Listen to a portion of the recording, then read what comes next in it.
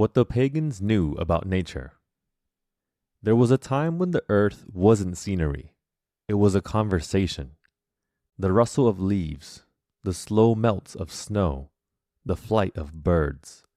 All of it was a language our ancestors understood. They didn't stand apart from nature. They lived inside it.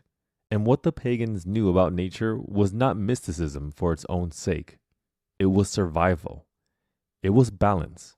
It was wisdom rooted in the rhythm of life itself. They saw time not as a straight line, but as a circle. The sun rose, the sun fell. The moon grew full, then vanished.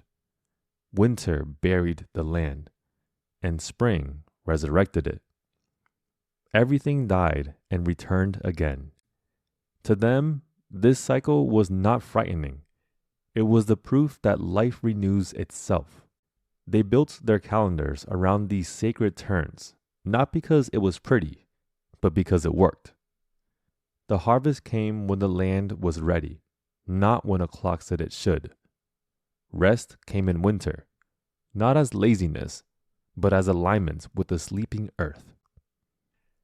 Today, we treat exhaustion as achievement, but the pagans would have called that imbalance. They knew that when you push the soil too far, it dies. When you take more than you give, everything collapses.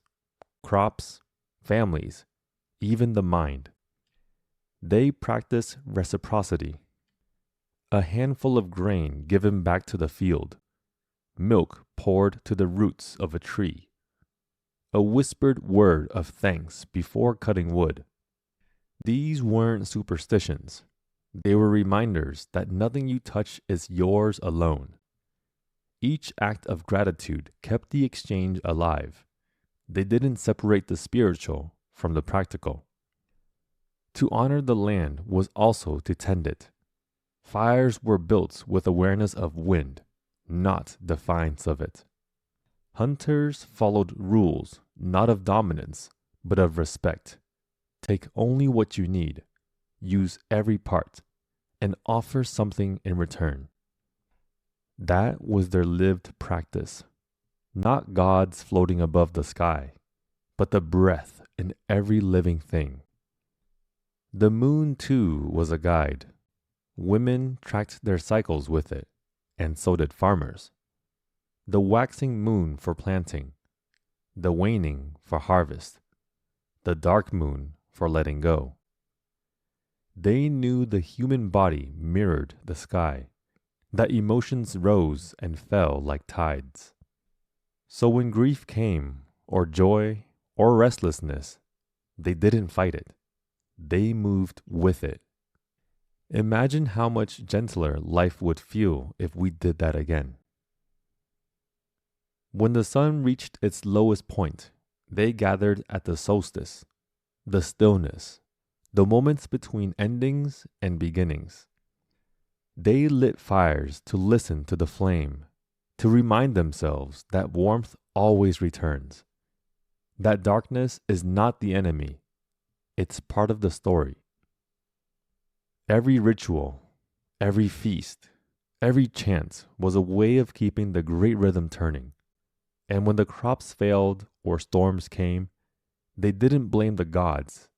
They asked what they had forgotten to honor. We live now as though we are separate from that rhythm. We light our world all night and forget that night was meant for rest. We pave rivers, eat food that never touched soil, and wonder why we feel hollow.